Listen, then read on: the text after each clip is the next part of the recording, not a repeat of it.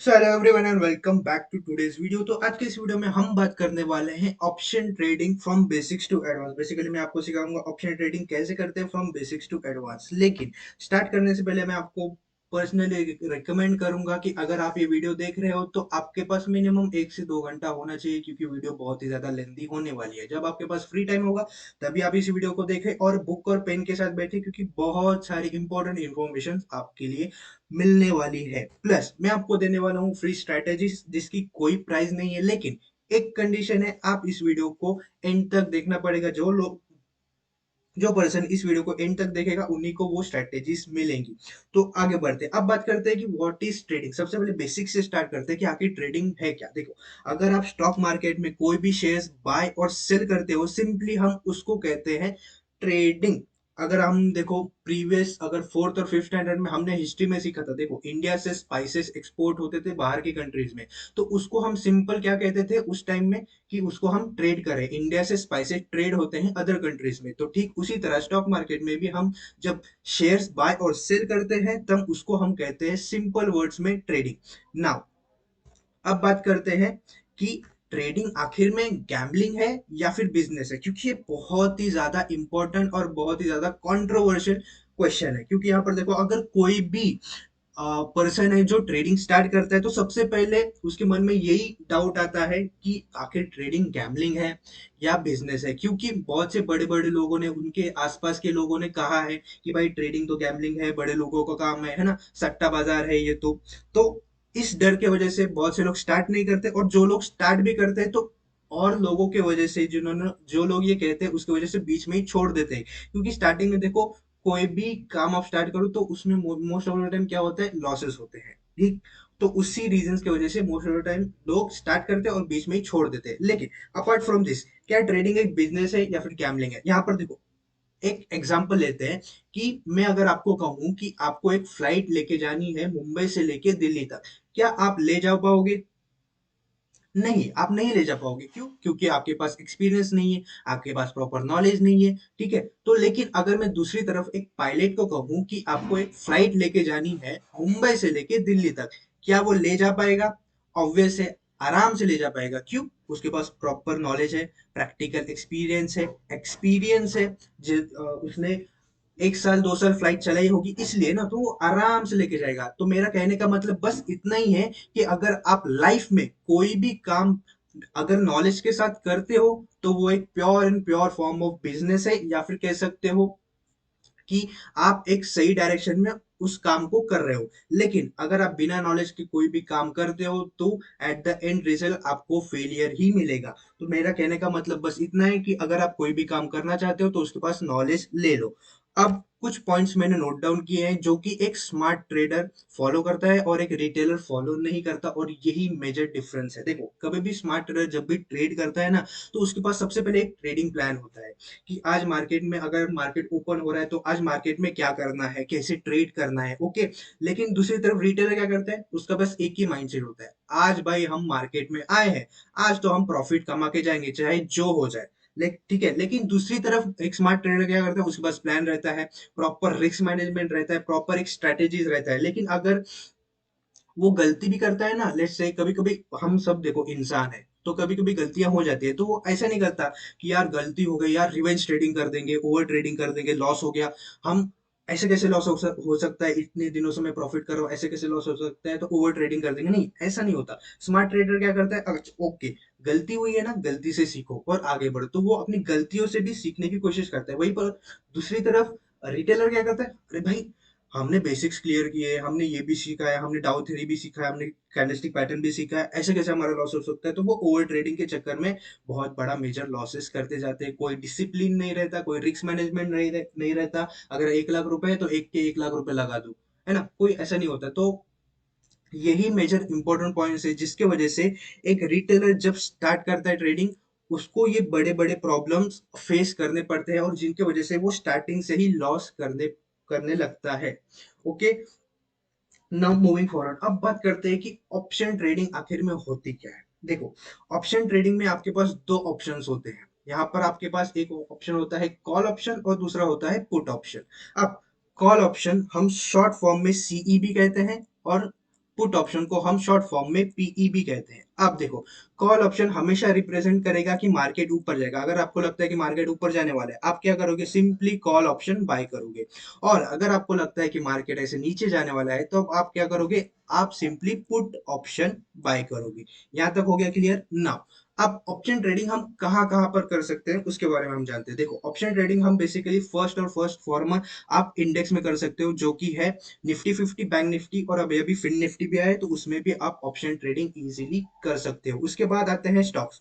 Stocks में भी आप ऑप्शन ट्रेडिंग कर सकते हो, लेकिन उन्हीं स्टॉक पर करना जिनके पास लिक्विडिटी बहुत ज्यादा हाई हो, जिनमें trading and investing daily basis पर हाई अमाउंट पर या फिर हाई क्वांटिटी पर होती है, जैसे कि रिलायंस हो गया, एचडीएफसी बैंक हो गया, टाटा मोटर्स हो गया। इन स्टॉक्स पर आप इजीली ऑप्शन ट्रेडिंग कर सकते हो।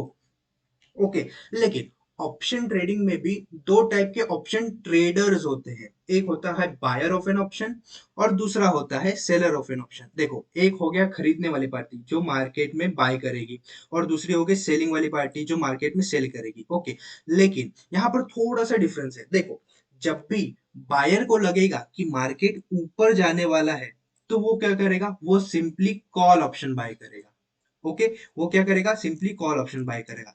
लेकिन अगर बायर को लग रहा है कि मार्केट नीचे जाने वाला है, तो वो क्या करेगा, सिंपली पुट ऑप्शन बाय करेगा। ये हो गया बायर ऑफ एन ऑप्शन, कि बायर क्या करेगा अगर मार्केट ऊपर जाएगा या फिर नीचे जाएगा। ओके, वो क्या बाय करने वाला है। लेकिन दूसरी तरफ सेलर का सिनेरियो पूरा ही पूरा उल्टा है कंपेयर टू द बायर। आप देखो, अगर सेलर को लग रहा है कि मार्केट ऊपर जाने वाला है, तब वो कॉल सेल नहीं करेगा।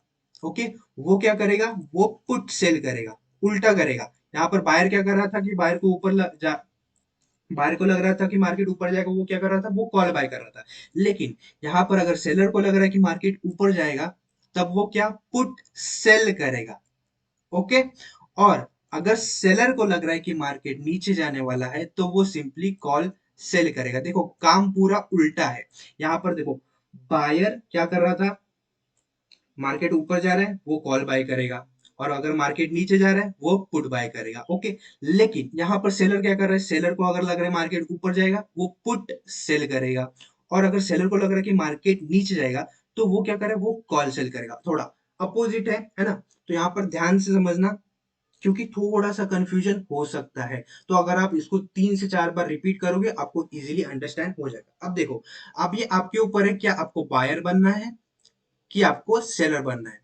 ये कंप्लीटली आपके ऊपर है। बस मैं आपको कहना चाहूंगा, अगर आपको बायर बनना है, तो आप मिनिमम 5,000 से 10,000 के कैपिटल से भी आप इसको स्टार्ट कर सकते हो ऑप्शन बाइंग करना। लेकिन अगर आपको ऑप्शन सेलिंग करनी है, तो यहाँ पर आपके पास मिनिमम 1.5 लाख से लेकर 3 लाख रुपए मिनिमम आपके जेब में होने चाहिए, तभी आप ऑप्शन सेलिंग स्टार्ट कर सकते हो। वरना आप पर्सनली, अगर आपके पास कैपिटल नहीं है, तो आप ऑप्शन बाइंग स्टार्ट करो स्टार्टिंग में, और उसके बाद स्केल करके आप ऑप्शन सेलिंग में स्विच कर सकते हो। ओके, और आगे जो भी मैं एग्जांपल्स आपको दूंगा, वो as a buyer of an option के पॉइंट ऑफ व्यू से बताने वाला हूँ।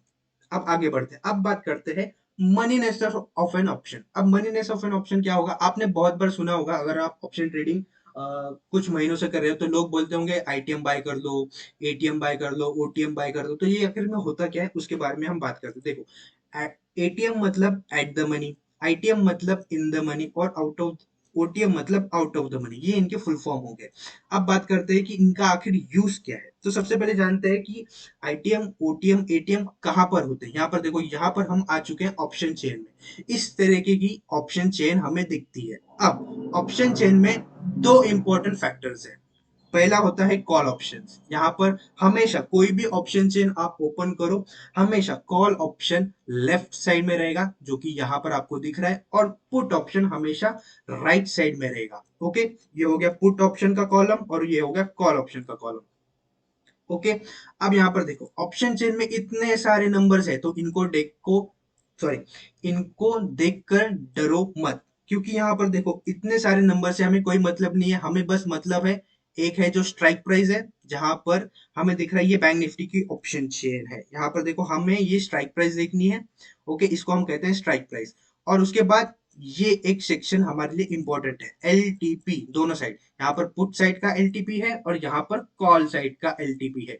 बाकी कोई भी चीज हमारी मतलब की नहीं है, इनको देखना भी मत और डरना भी मत। ओके, कोई भी मतलब की ये चीज है नहीं। अब बात करते हैं, थोड़ा प्रैक्टिकल एग्जांपल लेते हैं। यहाँ पर मैं स्विच करता हूँ।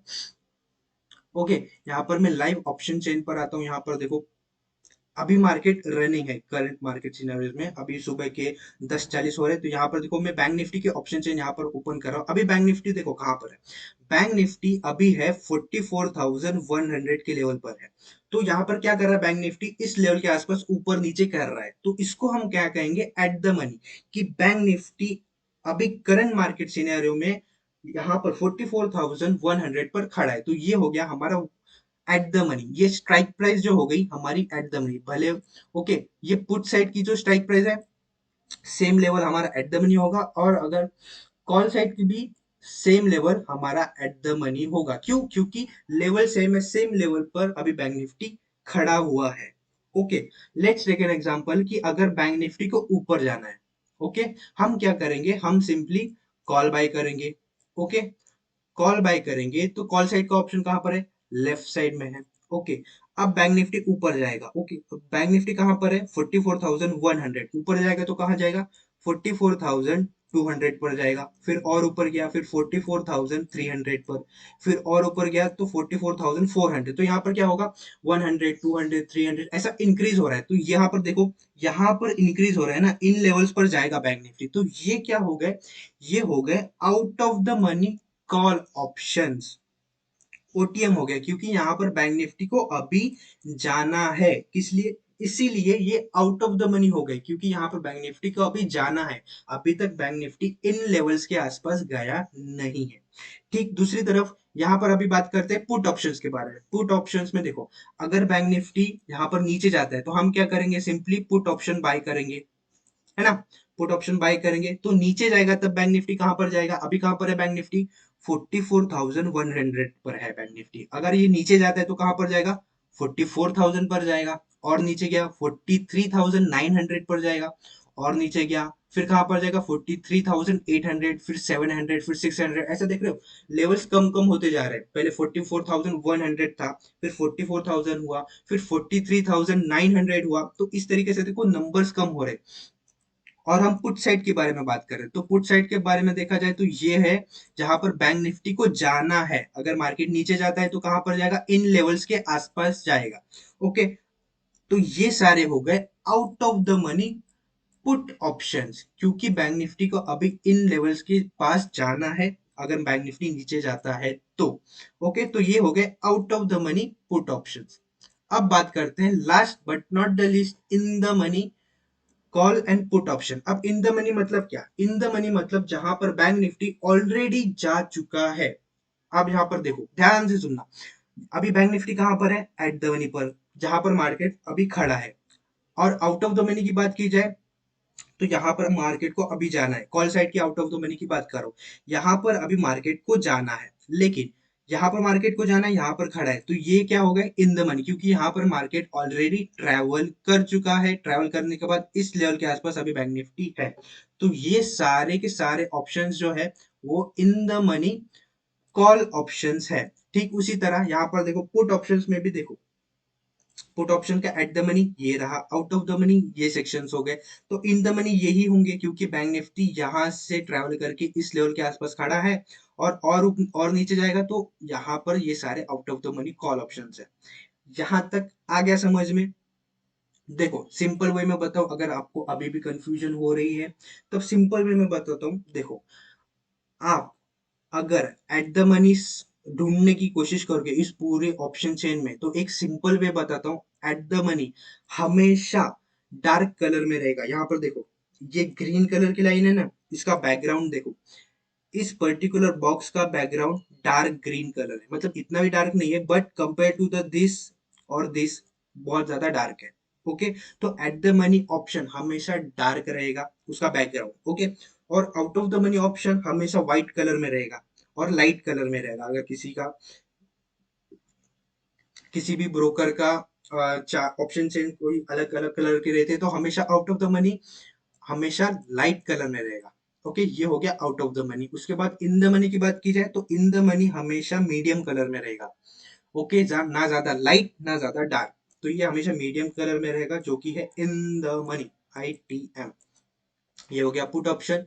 और कॉल ऑप्शन का इन द मनी ये है और आउट ऑफ द मनी ये है। देखो अपोजिट है दोनों, है ना। तो बहुत ही सिंपल है, बहुत ही इजी है, आसान तरीका मैंने आपको बता दिया है। अब बात करते हैं कि इनका आखिर काम क्या है। यहाँ पर जैसे कि मैंने बताया, आपके पास दो ऑप्शन, तीन ऑप्शंस रहते हैं। अगर आपको लगता है कि मार्केट ऊपर जाएगा तब आप कॉल बाय करोगे, लेकिन कॉल बाय करने के लिए भी आपको इन तीन ऑप्शंस में से एक ऑप्शन चूज करना पड़ता है। तो वो कौन सा ऑप्शन चूज करना है, मैं आपको रिकमेंड करूंगा। अगर आप कॉल ऑप्शन बाय भी कर रहे हो, या तो फिर आप एट द मनी बाय करो या फिर इन द मनी बाय करो। क्यों बाय करो वो भी मैं आपको बताता हूँ। लेट्स टेक एन एग्जांपल कि बैंक निफ्टी इस लेवल से, ओके, यहां से लेकर यहां तक इंक्रीज होता है। ओके, ये हो गया बैंक निफ्टी। बैंक निफ्टी का स्पॉट यहां से लेकर बैंक निफ्टी इस लेवल के आसपास ट्रेवल करता है। तो पता है, इन द मनी की अगर बात की जाए ना, इन द मनी, तो वो इतना इंक्रीज होगा। ओके, ये प्रीमियम है। अगर ये 10 रुपए की चीज है तो वो 90 रुपए तक जाएगी। ओके, ये इन द मनी हो गया। और अगर एट द मनी की बात की जाए तो एट द मनी 70 रुपए तक इंक्रीज होगा। ओके, अगर बैंक निफ्टी इतना इंक्रीज होता है तो इन द मनी इतना इंक्रीज होगा, और एट द मनी इतना इंक्रीज होगा। और आउट ऑफ द मनी की बात की जाए तो आउट ऑफ द मनी हो सकता है 50 रुपए या फिर 40 रुपए ही इंक्रीज हो। तो ये आपके ऊपर डिपेंड करता है कि आपको क्या बाय करना है। अगर आप इन द मनी बाय करोगे तो आपको प्रॉफिट भी बहुत ज्यादा होगा।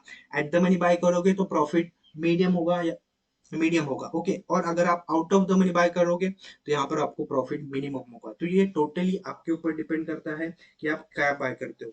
मैं पर्सनली बोलूंगा आप एट द मनी बाय करो या फिर इन द मनी बाय करो। इसके बाद बढ़ते हैं ऑप्शन ग्रीक्स के ऊपर, क्योंकि देखो ऑप्शन ग्रीक्स में देखो ज्यादा ध्यान मत दो, क्योंकि बहुत से ट्रेडर्स या फिर यूट्यूबर्स बोलते हैं ऑप्शन ग्रीक सीख लो, ये सीख लो, वो सीख लो। देखो ऑप्शन ग्रीक सीख लो, बट जब भी आप ट्रेडिंग करोगे, ट्रेड लोगे, तब आपका दिमाग इतना फोकस नहीं करेगा, क्योंकि ऑलरेडी आपको पता होगा कि ऑप्शन ग्रीक्स का कोई इतना ज्यादा इंपॉर्टेंस है नहीं। बस आपको क्या इंपॉर्टेंस देना है, अगर आप एक ऑप्शन बायर हो तो ऑप्शन बायर के लिए डेल्टा ऑप्शन, ये सॉरी, ऑप्शन ग्रीक्स में जो डेल्टा है वो ऑप्शन बायर के लिए ज्यादा इंपॉर्टेंट है।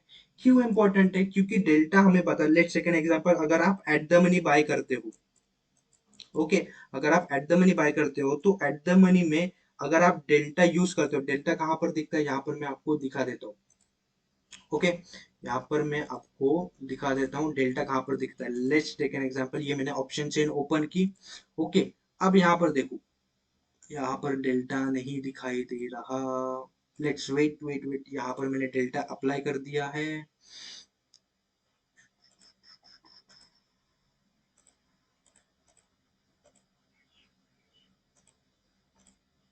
हाँ, यहाँ पर देखो, यहाँ पर आप देख सकते हो ये रहा डेल्टा।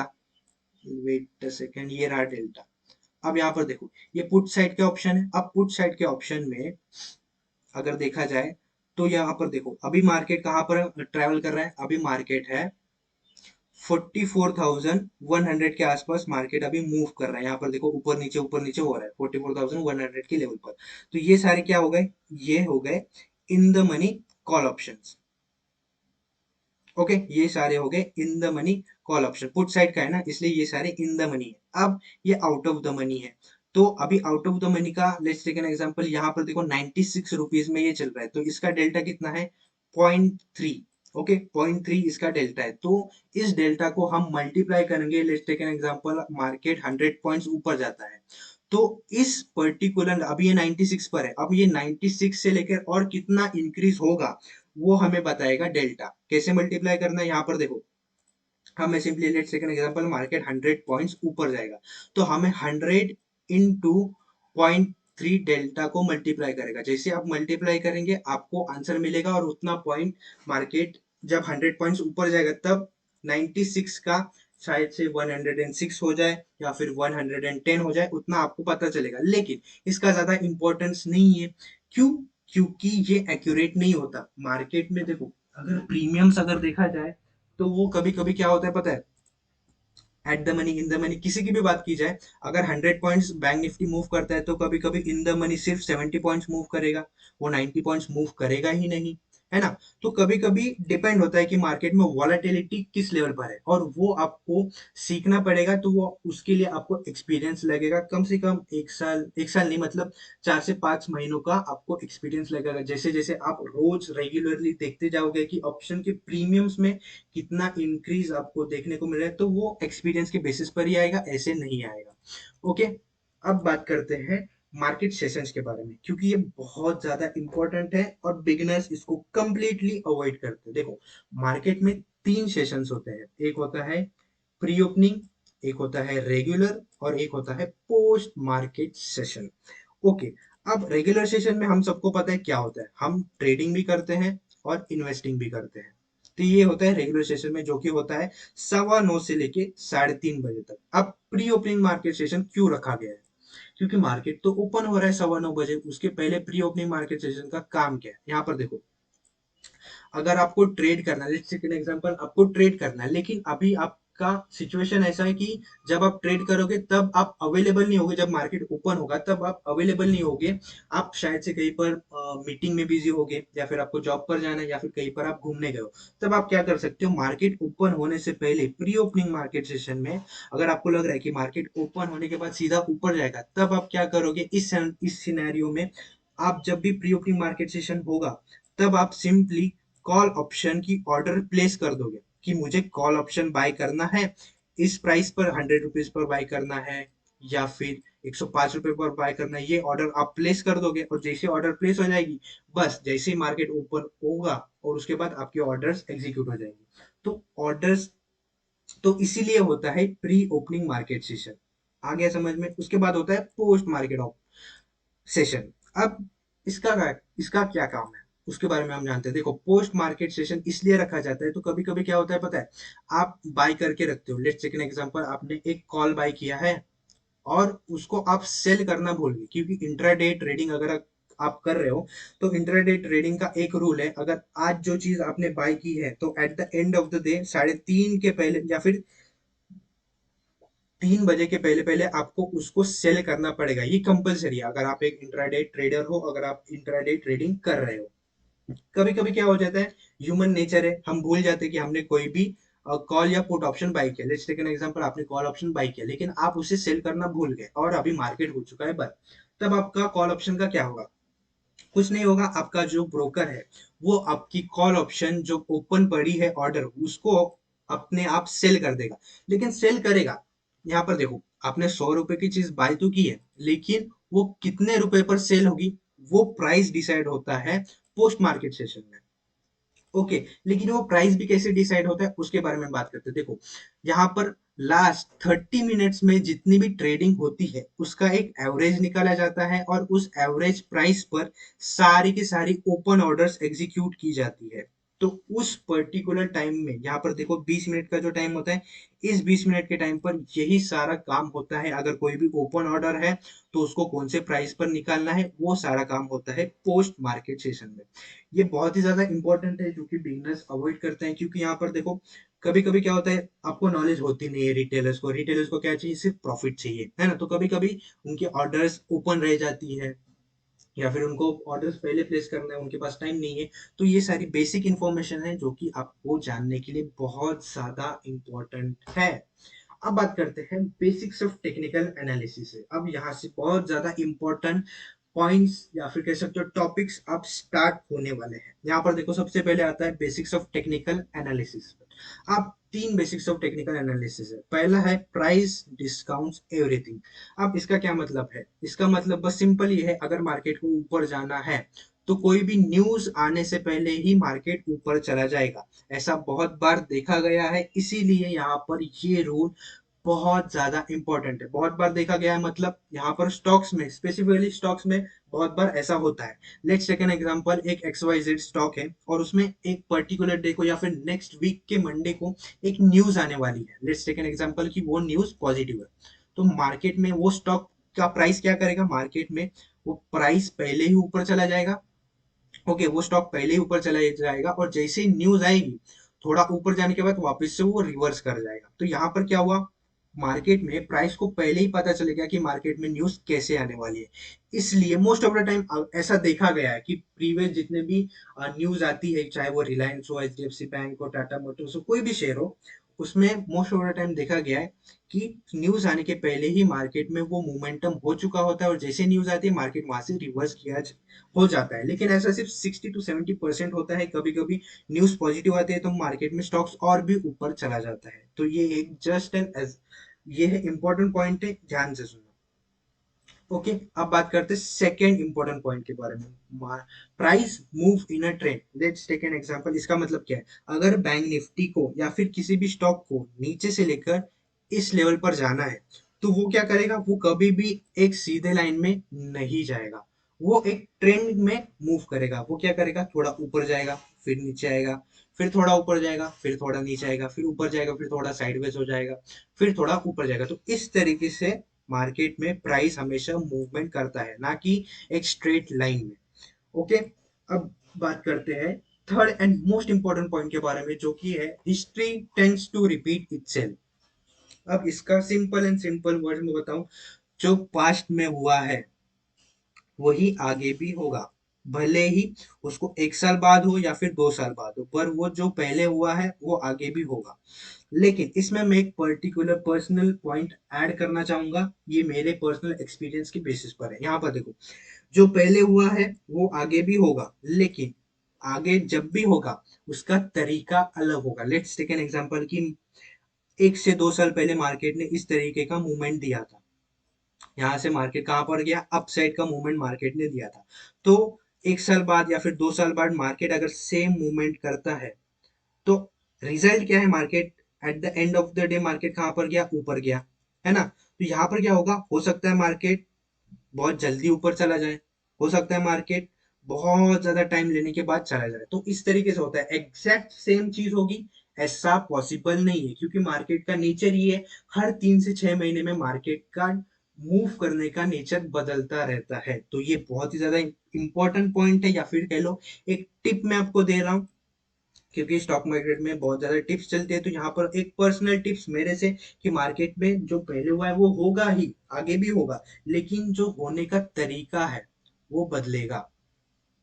ओके, अब बात करते हैं बेसिक सपोर्ट और रेजिस्टेंस के बारे में। देखो, सबसे पहले हम बात करते हैं कि सपोर्ट का काम क्या है, रेजिस्टेंस का काम क्या है। देखो, सपोर्ट का काम सिंपली यही है, अगर मार्केट ऊपर से नीचे आ रहा है और कोई सपोर्ट लेवल है, तो सपोर्ट का काम क्या है? मार्केट को वापस ऊपर फेंकना, simple.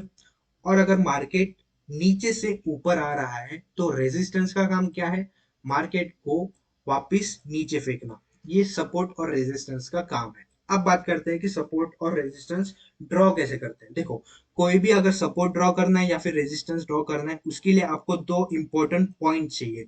Let's take an example कि मार्केट यहाँ से नीचे आता है और मार्केट इस लेवल के आसपास ऊपर जाता है, फिर सेम लेवल पर आने के बाद वापस ऊपर चला जाता है। तो यहाँ पर देखो, यहाँ पर हमारे पास दो पॉइंट है।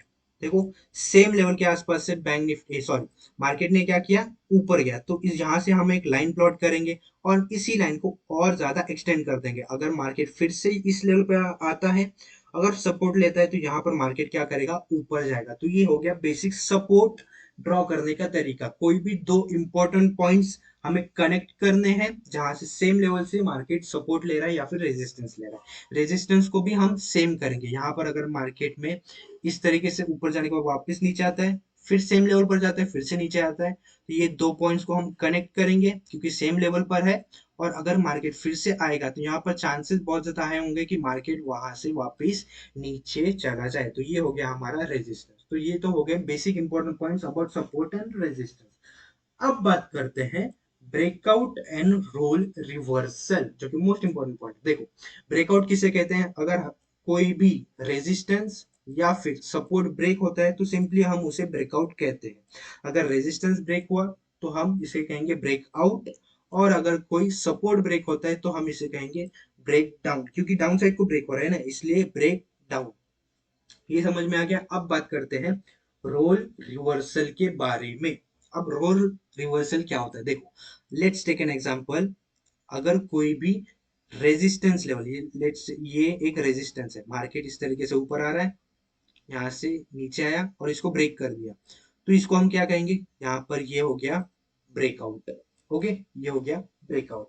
अब रोल रिवर्सल किसे कहेंगे, रोल रिवर्सल हम कहेंगे इस लेवल को, अगर मार्केट वापस इस लेवल पर आएगा तो वो क्या करेगा, अब ये रेजिस्टेंस सपोर्ट का काम करेगा। क्यों करेगा, सपोर्ट का काम क्यों करेगा, लेकिन इसको तो काम रेजिस्टेंस का है ना। लेट्स टेक एन एग्जांपल कि आप अभी ग्राउंड, एक बिल्डिंग है, ओके, एक बिल्डिंग है जिसमें 2 फ्लोर्स है। ओके, अभी आप कहाँ पर हो, ग्राउंड फ्लोर पर हो, अभी आपको जाना है फर्स्ट फ्लोर पर। अब यहां से जाने की कोशिश कर रहे हो, क्या आप जा पा रहे हो, ऊपर क्या है, ऊपर एक लेयर है, सीमेंट की एक लेयर है, क्या आप जा पाओगे, नहीं। लेकिन आप क्या करते हो, यहाँ से एक सीढ़ी लगाते हो और फर्स्ट फ्लोर पर चले जाते हो। अब मुझे बताओ, यहाँ पर जाने के बाद आप यहाँ पर खड़े होगे इस लेवल के आसपास, है ना, आप, क्या आप नीचे गिरोगे, नहीं। क्यों नहीं गिरोगे, क्योंकि वो अभी सपोर्ट का काम कर रहा है। ठीक उसी तरह अगर मार्केट में भी कोई भी रेजिस्टेंस या फिर सपोर्ट ब्रेक होता है, तो मार्केट ब्रेक करने के बाद अगर वापस सेम लेवल पर आता है, तो वो काम करेगा, एज अ सपोर्ट का वो काम करेगा, वो मार्केट को नीचे गिरने नहीं देगा। और इसी चीज को हम कहेंगे रोल रिवर्सल। सपोर्ट, जो कि रेजिस्टेंस का रोल क्या था, मार्केट को नीचे फेंकना, लेकिन रेजिस्टेंस ब्रेक हुआ, ब्रेक होने के बाद उसका रोल जो था, उसका काम करने का तरीका वो चेंज हो गया, अब वो सपोर्ट का काम कर रहा है, इसलिए हम इसे कहते हैं रोल रिवर्सल। आ गया समझ में। अब बात करते हैं कैंडल स्टिक पैटर्न्स के बारे में, जो कि मोस्ट इंपॉर्टेंट टॉपिक है अगर आप ट्रेडिंग कर रहे हो तो।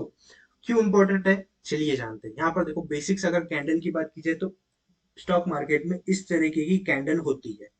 ओके, अब कैंडल में भी 4 इंपॉर्टेंट फैक्टर्स होते हैं। एक होता है कैंडल का ओपनिंग, कैंडल की क्लोजिंग, कैंडल का हाई और कैंडल का लो। ये 4 इंपॉर्टेंट फैक्टर्स होते हैं। अब यहाँ पर देखो, ग्रीन कैंडल हमेशा रिप्रेजेंट करेगी कि मार्केट बुलिश है, और रेड कैंडल हमेशा रिप्रेजेंट करेगी कि मार्केट बेरिश है। ओके, मार्केट नीचे जा रहा है। ओके, ये हो गया सिंपल, बहुत ही सिंपल है। यहाँ पर देखो, मैं आपको बताऊंगा psychology behind every candlestick pattern, क्योंकि लोग, आपको आपने बहुत बार सुना होगा, प्रोफेशनल ट्रेडर्स के मुंह से सुना होगा कि साइकोलॉजी इज 80%, 90%, है ना, 99% साइकोलॉजी है। तो वो क्यों है, उसके बारे में हम जानते हैं। यहाँ पर देखो, अगर कैंडलस्टिक की बात की जाए तो कैंडलस्टिक में भी 3 टाइप्स के कैंडलस्टिक पैटर्न होते हैं। एक होता है सिंगल कैंडलस्टिक पैटर्न, एक होता है डबल कैंडलस्टिक पैटर्न, और एक होता है ट्रिपल कैंडलस्टिक पैटर्न। अब यहाँ पर देखो, लेकिन मैं क्या करूंगा पता है, आपको हर एक कैंडलस्टिक पैटर्न एक्सप्लेन नहीं करूंगा। क्यों नहीं एक्सप्लेन करूंगा, अगर हर एक कैंडलस्टिक पैटर्न एक्सप्लेन करूंगा तो ये वीडियो बहुत ज्यादा लेंदी हो जाएगी। लेकिन मैं आपको क्या करता हूँ, मैं आपको ये जितने भी कैनेस्टिक पैटर्न है ना, उन सबका काम करने का तरीका एक्सप्लेन कर देता हूँ। ओके, क्योंकि यहाँ पर देखो, क्यों मैं हर एक कैनेस्टिक एक्सप्लेन नहीं कर रहा, क्योंकि हर एक कैनेस्टिक पैटर्न का काम करने का तरीका सेम है, तो वो तरीका मैं आपको बता दूंगा। ओके, क्योंकि यहाँ पर देखो, आप पानी कोई भी पियो, लेट्स टेक एन एग्जांपल कि आपको प्यास लग रही है ना, आपको प्यास लग रही है और आपको पानी पीना है, तो आप क्या करोगे, आप सीधा पानी लोगे और पी लोगे। आप ये नहीं देखोगे कि वो बिस्लरी का पानी है, एक्वागार्ड का पानी है, या फिर एक्वाफाइन का पानी है ना। पानी का काम क्या है, लोगों की प्यास बुझाना। ओके, डजेंट मैटर वो कोई भी ब्रांड का पानी हो। ठीक उसी तरह हर एक कैनेस्टिक का काम एक ही है, हमें उसके नाम से मतलब नहीं होना चाहिए, कैनेस्टिक पैटर्न के नाम से मतलब नहीं होना चाहिए, हमें उसके काम से मतलब होना चाहिए। ओके, देखो, अगर कोई भी कैनेस्टिक पैटर्न हो, चाहे वो सिंगल हो, चाहे वो डबल हो, या फिर वो ट्रिपल कैनेस्टिक पैटर्न हो, कोई भी कैनेस्टिक पैटर्न हो, उसका काम एक ही है। अगर मार्केट ऊपर से नीचे आ रहा है, तो अगर ये कैंडलस्टिक पैटर्न बनी तो इसका काम क्या है, मार्केट को वापस ऊपर फेंकना। ओके, और अगर मार्केट नीचे से ऊपर आ रहा है और ये कैंडलस्टिक पैटर्न बनती है, इसका काम क्या है, मार्केट को वापस नीचे फेंकना। सेम सपोर्ट एंड रेजिस्टेंस जैसा ही इसका काम है, मार्केट ऊपर से नीचे है, वापस ऊपर फेंको, और अगर मार्केट नीचे से ऊपर जाए, वापस मार्केट को नीचे फेंको। सेम सपोर्ट एंड रेजिस्टेंस का काम है कैंडलस्टिक पैटर्न का, बस आपको अलग अलग कैनेस्टिक पैटर्न सीखने पड़ेंगे। अगर आपको अलग अलग कैनेस्टिक पैटर्न सीखने, तो यूट्यूब पर जाओ, बहुत सारे यूट्यूब चैनल है जो कि बहुत ही अच्छे तरीके से कैनेस्टिक पैटर्न सिखाते हैं। पर्सनली मैंने भी फ्री में ही सीखा है यूट्यूब से, तो आप भी जाकर देख सकते हो अगर आपको डीप में सीखना है तो। बट मैंने आपको सारे के सारे कैंडलस्टिक पैटर्न्स का कह सकते हो एक इंपॉर्टेंट पॉइंट बता दिया, उनका काम करने का तरीका बता दिया। अब आपको और डीप में सीखना है कि कैंडलस्टिक पैटर्न, हर एक कैंडलस्टिक पैटर्न के बारे में आप फ्री में जाओ, यूट्यूब पर हजारों वीडियोस पड़ी हुई है। ओके, अब बात, लेट्स टेक एन एग्जांपल कि हमने सीख लिया ये मार्केट यहाँ से नीचे आता है, ये कैंडलस्टिक पैटर्न बनती है, मार्केट ऊपर जाएगा, लेकिन एंट्री कहाँ पर करें? बहुत से लोगों का क्वेश्चन होता है कि उसको एंट्री कैसे करनी है वही नहीं पता होता, तो वो मैं आपको सिखा देता हूँ। ओके, हम इन सारे कैंडलस्टिक पैटर्न में से एक एग्जांपल लेते हैं, ये हैमर कैंडलस्टिक पैटर्न का। हैमर कैंडलस्टिक पैटर्न कुछ हथौड़े की तरह ही दिखती है, यहाँ पर आप इजीली देख सकते हो इस तरीके की ये कैंडलस्टिक पैटर्न होता है, सेम हथौड़े की तरह है, इसलिए इसका नाम भी हैमर है। Okay, let's take an example कि मार्केट इस तरीके से नीचे आ रहा है और ये कैंडलस्टिक पैटर्न बनी है, तो इसमें सिंपली हम एंटर कैसे करेंगे? जैसे ही इस कैंडल का हाई ब्रेक होता है, नेक्स्ट कैंडल यहाँ पर ओपन होने के बाद इस कैंडल का हाई ब्रेक करती है, तो यहाँ पर हम क्या करेंगे? हम सिंपली एंट्री करेंगे। ओके, और स्टॉप लॉस जो रहेगा हमारा इस लेवल के, इस कैंडल के लो के नीचे रहेगा हमारा एसएल। ओके, यहाँ पर हम एंट्री करेंगे और नेक्स्ट रेजिस्टेंस लेवल रहेगा हमारा टारगेट। यहाँ तक आ गया समझ में? ओके, ये हो गया एक तरीका एंटर करने का। बट मार्केट में और भी दो तरीके की एंट्रीज रहती है, ओके, जिनको हाईली प्रोफेशनल ट्रेडर्स यूज करते हैं। ओके, अब मैं आपको वो तरीका बताऊंगा, लेकिन मैं पर्सनली रिकमेंड नहीं करूंगा कि उनके बेसिस पर आप ट्रेडिंग करो। क्यों? क्योंकि वो बहुत ही ज्यादा रिस्की टाइप ऑफ एंट्रीज है, और वो मेजोरिटी ऑफ द टाइम बड़े बड़े ट्रेडर्स यूज करते हैं, जिनको मिनिमम से मिनिमम 4 से 5 साल का एक्सपीरियंस है, या फिर कह सकते हो 6 से 8 साल का एक्सपीरियंस है, उसके बाद ही वो लोग उस टाइप की एंट्रीज प्रेफर करते हैं। ओके, और मैं बताऊंगा कि यहाँ पर देखो हर एक कैंडलस्टिक पैटर्न में दो दो कलर है। यहाँ पर देखो एक कैंडल ग्रीन है, एक कैंडल रेड है, यहाँ पर सिर्फ एक रेड कैंडल है। ओके, यहाँ पर देखो 3 कैंडल है, उसमें रेड ग्रीन है। लेकिन बहुत से लोगों के मन में क्वेश्चन रहता है कि कलर, कैंडल का कलर क्या होना चाहिए? ओके, वो भी मैं आपको बताऊंगा, क्योंकि यहाँ पर देखो अगर आप फ्री में यूट्यूब में सीखने जाओगे ना, तब आपको वो बताएंगे ये कैंडल होनी चाहिए, ये कैंडल की हाइट होनी चाहिए, ये कैंडल का लो होना चाहिए, यहाँ पर एंट्री करेंगे, यहाँ पर स्टॉप लॉस करेंगे, लेकिन कोई भी ये डिटेल में नहीं बताता कि कैंडल का कलर क्या होना चाहिए। ओके, एंट्री कहाँ पर करनी है, कितने टाइप्स की एंट्री होती है, बस ये बताएंगे। जैसे मैंने अभी आपको बताया कि इस कैंडल का हाई ब्रेक हो गया, आपको सिंपली एंटर करना, सब लोग यही सिखाते हैं, लेकिन और भी दो टाइप्स की एंट्री होती है, वो मैं आपको बताऊंगा जो कि प्रोफेशनल ट्रेडर्स यूज करते हैं। ओके, प्लस एक बोनस पॉइंट जो कि कोई भी नहीं बताता, वो मैं आपको बताऊंगा कि इन सारे कैंडलस्टिक पैटर्न में से कौन से वो दो हाई प्रोबेबिलिटी कैंडलस्टिक पैटर्न है जिनकी विनिंग प्रोबेबिलिटी 70 to 80% है। अगर वो कैंडलस्टिक पैटर्न बनती है तो उनकी विनिंग प्रोबेबिलिटी 70 to 80% है। वो दो कैंडलस्टिक पैटर्न मैं आपको बताऊंगा, तो चलिए स्टार्ट करते हैं, आगे बढ़ते हैं। यहाँ पर देखो सबसे पहला इंपॉर्टेंट पॉइंट, एंट्री। ओके, अब एंट्री में अगर बात की जाए, तो जैसे कि मैंने फर्स्ट टाइप ऑफ एंट्री आपको बता दी है जो कि हर कोई बताएगा, लेकिन जो सेकंड टाइप ऑफ एंट्री है वो है, अब ये कैंडलस्टिक पैटर्न फॉर्म हो गया, अब जैसे ही नेक्स्ट कैंडल ओपन होती है और इस कैंडलस्टिक पैटर्न के 50% एरिया पर आती है, यहाँ पर आने के बाद सिंपली आपको यहाँ पर एंटर करना है। स्टॉप लॉस जो रहेगा वो इस लेवल के आसपास रहेगा। यहाँ पर एक एडवांटेज क्या है कि यहाँ पर स्टॉप लॉस बहुत ज्यादा छोटा मिलता है, लेकिन डिसएडवांटेज क्या है कि अभी तक इस कैंडल का हाई ब्रेक नहीं हुआ है, जो कि एक बहुत बड़ा कंफर्मेशन होता है। अगर कैंडल का हाई ब्रेक होता है तो वो हमें इंडिकेट करता है कि नहीं, यहाँ से मार्केट ऊपर जाएगा। तो ये एक एडवांटेज भी है और एक डिसएडवांटेज भी है। ओके, अब बात करते हैं थर्ड टाइप ऑफ एंट्री के बारे में जो कि हाईली रिस्की है। ओके, अब थर्ड टाइप ऑफ एंट्री की बात की जाए तो लेट्स टेक एन एग्जांपल, ये एक कैंडल है, ये कैंडल क्लोज हो गई। अब नेक्स्ट कैंडल जैसे ही ओपन होगी, भले वो यहाँ पर ओपन हो, यहाँ पर ओपन हो या फिर यहाँ पर ओपन हो, जैसे ही ओपन होती है नेक्स्ट कैंडल, आपको क्या करना है? सिंपली एंट्री लेनी है। ओके, और एंट्री लेने के बाद स्टॉप लॉस रहेगा इस कैंडल के लो का, और टारगेट्स हम, पता है ये this type of entry most of the time scalpers use करते हैं, जो कि सेकंड्स में, 1 मिनट के अंदर अंदर अपनी ट्रेड्स एग्जीक्यूट करते हैं, एंट्री भी करते हैं और एग्जिट भी कर देते हैं। वो उनका काम क्या है पता है? वो सिर्फ 5 से 10 पॉइंट कैप्चर करेंगे। क्यों 5 से 10 पॉइंट कैप्चर करेंगे? क्योंकि उनकी क्वांटिटी जो रहती है वो बहुत ज्यादा हाई रहती है। वो क्या करेंगे? 5 पॉइंट कैप्चर करेंगे, लेकिन उनकी जो क्वांटिटी होगी वो 1000 क्वांटिटी होगी। अब 5 इंटू 1000 मल्टीप्लाई करो, सीधा 5000, है ना। और अगर आप ये 1 मिनट के अंदर से 5 पॉइंट भी कैप्चर करते हो तो 5000 आपका बन रहा है, क्या आपको चलेगा, है ना। तो इसीलिए जो थर्ड टाइप ऑफ एंट्री है वो हाईली स्कैल्पर्स यूज करते हैं, प्रोफेशनल ट्रेडर्स यूज करते हैं। पर्सनली मैं रेकमेंड नहीं करूंगा इस टाइप ऑफ एंट्री करने के लिए। ओके, आपको मैं रिकमेंड करूंगा जो फर्स्ट टाइप ऑफ एंट्री जो मैंने बताई है उसके बेसिस पर आप ट्रेड करो। पर्सनली मैं भी उसी के बेसिस पर ट्रेड करता हूँ। अब बात करते हैं colour of the candlestick pattern के बारे में। अब यहाँ पर देखो, मार्केट में 3 टाइप के कैंडलस्टिक पैटर्न होते हैं, सिंगल, डबल और ट्रिपल। अब यहाँ पर देखो, जितने भी सिंगल कैंडलस्टिक पैटर्न है आगे आप सीखोगे, उनमें कलर मैटर नहीं करता, भले वो रेड कलर की कैंडल हो या फिर ग्रीन कलर की कैंडल हो, उनमें कलर मैटर नहीं करता। लेकिन अगर हम डबल और ट्रिपल कैंडलस्टिक की बात की जाए तो उनमें कलर मैटर करता है। एक कैंडल रेड है तो दूसरी कैंडल ग्रीन होनी चाहिए। ओके, ये हो गया डबल कैंडलस्टिक पैटर्न के बारे में। और ट्रिपल कैंडलस्टिक पैटर्न के बारे में हो सकता है एक कैंडल रेड है तो दूसरी ग्रीन हो, फिर से रेड हो, या फिर वापस से ग्रीन हो। ओके, तो सिंगल कैंडलस्टिक पैटर्न में कलर मैटर नहीं करता और डबल और ट्रिपल कैंडलस्टिक पैटर्न में कलर मैटर करता है। ध्यान से सुनना, इंपॉर्टेंट पॉइंट है, नोट डाउन करके रखो। अब बात करते हैं मोस्ट अवेटेड क्वेश्चन के बारे में, जो कि है high probability candlestick pattern. Okay, देखो, दो ही ऐसे कैंडलस्टिक पैटर्न है जिनकी विनिंग प्रोबेबिलिटी हाई है।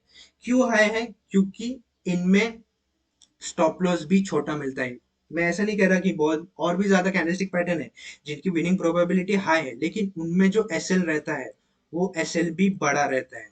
लेकिन ये दो ऐसे कैंडलस्टिक पैटर्न है जिनकी विनिंग प्रोबेबिलिटी हाई है लेकिन उनका स्टॉप लॉसेस भी बहुत ज्यादा छोटा रहता है। ओके, अब वो दो कैंडलस्टिक पैटर्न कौन से? यहाँ पर देखो, जो फर्स्ट कैंडलस्टिक पैटर्न है वो है हैमर, जो कि अभी अभी मैंने आपको एग्जांपल दिया। और जो सेकंड कैंडलस्टिक पैटर्न है वो है डोजी। डोजी कुछ इस तरीके की दिखती है। यहाँ पर ये जो बॉडी रहती है ना कैंडल की, इस पोर्शन को हम कहते हैं बॉडी। ओके, वो डोजी कैंडल का बहुत ज्यादा छोटा रहता है। आप कह सकते हो बहुत ज्यादा छोटा रहता है। ओके, या फिर रहता ही नहीं, प्लस की तरह ये डोजे दिखते हैं। तो ये दो कैंडलस्टिक पैटर्न ऐसे हैं जिनकी विनिंग प्रोबेबिलिटी बहुत ज्यादा हाई है। तो मैं पर्सनली रिकमेंड करूंगा, अगर आप ट्रेडिंग करना चाहते हो कैंडलस्टिक पैटर्न्स के बेसिस पर, तो ट्राई करो majority of the time in दो कैंडलस्टिक पैटर्न के बेसिस पर ट्रेड करो। ओके, ऐसा नहीं कर रहा कि इन्हीं के ऊपर करो, मेरा पर्सनल एक्सपीरियंस है, पर्सनल टिप है जो मैं आपको दे रहा हूँ। अब बात करते हैं चार्ट पैटर्न्स के बारे में। देखो, सबसे पहले मुझे बताओ कितने टाइप्स के चार्ट पैटर्न्स होते हैं। अब जैसे ही लोग सुनेंगे, जिनको पता है, जिन्होंने ट्रेडिंग स्टार्ट की हुई है, जो बिगनर्स है उनको नहीं पता, लेकिन जिनको पता है वो लोग क्या कहेंगे, अरे भाई head and shoulder chart pattern हो गया, cup and handle chart pattern हो गया, है ना, असेंडिंग ट्रायंगल चार्ट पैटर्न हो गया, डिसेंडिंग ट्रायंगल चार्ट पैटर्न हो गया, सिमेट्रिकल ट्रायंगल चार्ट पैटर्न हो गया। लेकिन मेजॉरिटी ऑफ द पीपल यही पर गलती करते हैं। उनसे पूछो कितने टाइप्स के चार्ट पैटर्न है, ये चार्ट पैटर्न है, वो चार्ट पैटर्न है, 10-20 चार्ट पैटर्न के नाम बता देंगे। लेकिन एक्चुअल में देखा जाए तो सिर्फ और सिर्फ दो टाइप्स के चार्ट पैटर्न होते हैं। पता है, सिर्फ और सिर्फ दो टाइप्स के चार्ट पैटर्न्स होते हैं, और यहाँ पर ही मेजॉरिटी ऑफ द रिटेलर्स गड़बड़ करते हैं। देखो, first type of chart pattern होता है कंटिन्यूएशन चार्ट पैटर्न, जो मार्केट में वापस ट्रेंड को कंटिन्यू करता है। ओके, और सेकंड टाइप का चार्ट पैटर्न होता है reversal chart pattern. Let's take an example, market यहाँ से ऊपर आ रहा है, अगर कोई चार्ट पैटर्न बनता है तो मार्केट वहां से रिवर्स हो जाएगा। तो देखो, चार्ट पैटर्न बहुत से 10 चार्ट पैटर्न है, 20 चार्ट पैटर्न है, लेकिन हर एक चार्ट पैटर्न का काम क्या है? जैसे कि मैंने कैंडलस्टिक पैटर्न में क्या कहा था, कैंडलस्टिक पैटर्न के नाम से मतलब हमें नहीं होना चाहिए, हमें उसके काम से मतलब होना चाहिए कि अगर ये कैंडलस्टिक पैटर्न बनती है, इसका काम क्या, मार्केट को ऊपर फेंकना। ओके, ठीक उसी तरह मार्केट में ये चार्ट पैटर्न बना है, ये चार्ट पैटर्न का काम क्या है, नाम कुछ भी हो ना, काम क्या है उसके बारे में हमें पता होना चाहिए आखा। ओके, ये चार्ट पैटर्न बना है, मार्केट कहाँ जाएगा, ऊपर जाएगा, तो हम क्या करेंगे, अपना ट्रेड ऊपर की साइड प्लेस करेंगे। आ गया समझ में? तो यहाँ पर मेजोरिटी ऑफ द पीपल गड़बड़ करते हैं।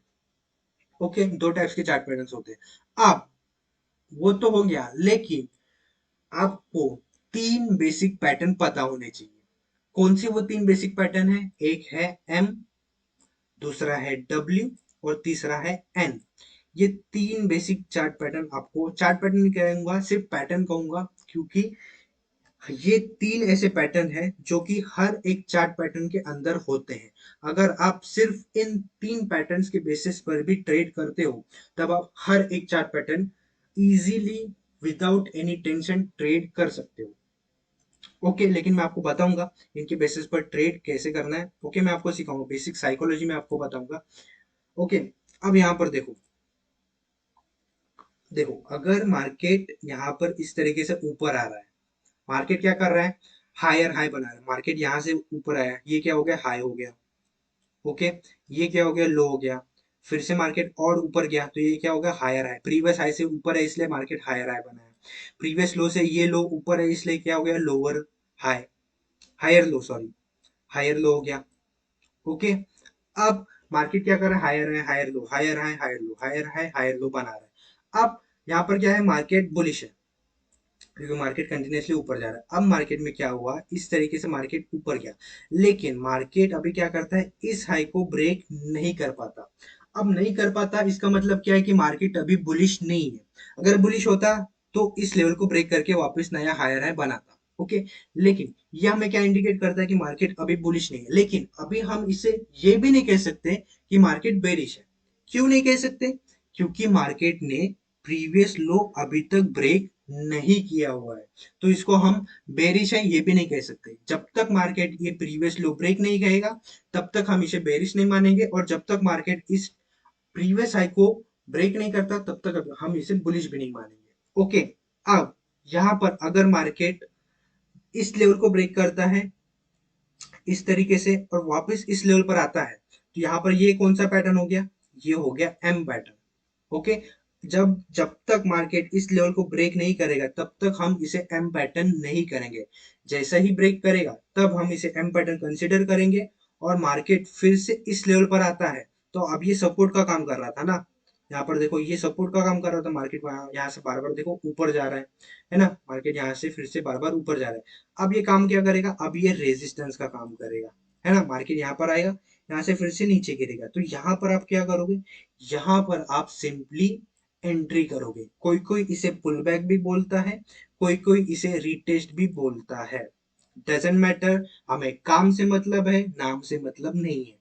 ओके, मार्केट वापस सेम लेवल पर आता है, तो यहाँ पर हम सिंपली एंटर करेंगे और मार्केट में एक डिसेंट सा डाउन ट्रेंड कैप्चर करेंगे।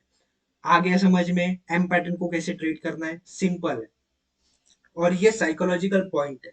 ओके, ये मैं सिखा नहीं रहा हूँ कि एम पैटर्न के बेसिस पर एंट्री कैसे लेनी है। आप साइकोलॉजी पर ध्यान दो कि बायर और सेलर में काम कैसे करना है। जब इन दोनों की फाइट हो रही होती है, तब हमें काम कैसे करना है उसके ऊपर ज्यादा ध्यान दो। अभी डब्ल्यू पैटर्न के बारे में बात करते हैं। मार्केट क्या कर रहा है, lower low lower high, lower low lower high, lower low lower high, lower low lower high.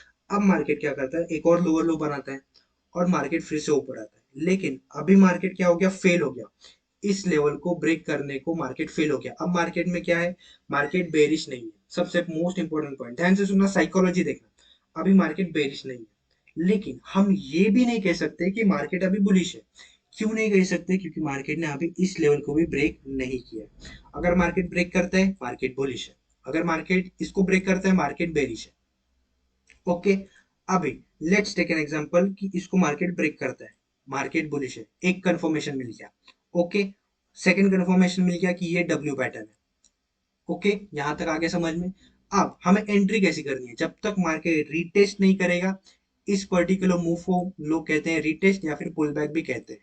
Okay, जब तक मार्केट रीटेस्ट नहीं करेगा या फिर एक पुल बैक नहीं लेगा, सेम लेवल पर नहीं आता, और इस लेवल पर आने के बाद अगर जो मैंने दो कैंडलस्टिक पैटर्न बनाई है, अगर वो दो कैंडलस्टिक पैटर्न में से कोई भी कैंडलस्टिक पैटर्न बनता है, सिंपली हम उस कैंडलस्टिक पैटर्न के बेसिस पर एंट्री लेंगे, और जो टारगेट रहेगा हमारा नेक्स्ट रेजिस्टेंस लेवल रहेगा, या फिर उस कैंडलस्टिक पैटर्न की हाइट रहेगा। आ गया समझ में, स्टॉप लॉस उस कैंडलस्टिक पैटर्न का लो का रहेगा। आ गया समझ में डब्ल्यू पैटर्न को कैसे ट्रेड करना है।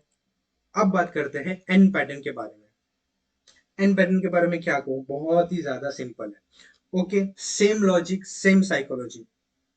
मार्केट यहां से यहां पर गया। अब अगर मार्केट हाई ब्रेक करता है, मार्केट बुलिश है। जैसे ही हाई ब्रेक करेगा, यहाँ पर क्या हुआ, ब्रेकआउट हुआ, प्रीवियस हाई का ब्रेक हुआ इसलिए ब्रेकआउट, मार्केट फिर से सेम लेवल पर आता है, यहाँ पर एंट्री करेंगे, स्टॉप लॉस जो रहेगा वो कैंडल जो बनेगी उसके नीचे रहेगा, और नेक्स्ट रेजिस्टेंस लेवल हमारा टारगेट रहेगा। ये हो गया एन पैटर्न ऊपर के लिए।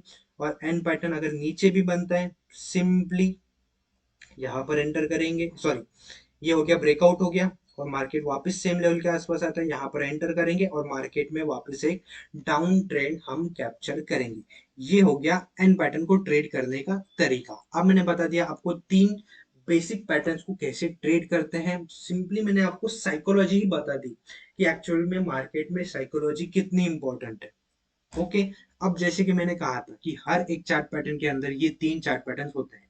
यहाँ पर देखो, ये है कुछ चार्ट पैटर्न है, यहाँ पर देखो, यहाँ पर कौन सा चार्ट पैटर्न है, कॉइल चार्ट पैटर्न है, यहाँ पर क्या है, एम पैटर्न है, wait a minute, okay okay, यहाँ पर क्या है, एक एम पैटर्न है, यहाँ पर कौन सा पैटर्न है, डब्ल्यू पैटर्न है, मार्केट कहाँ पर गया, ऊपर गया, ये कौन सा पैटर्न है, एम पैटर्न है, हेड एंड शोल्डर में एन पैटर्न है। ओके, यहाँ पर भी देखो रेक्टेंगल चार्ट पैटर्न है, उसमें भी एम पैटर्न है।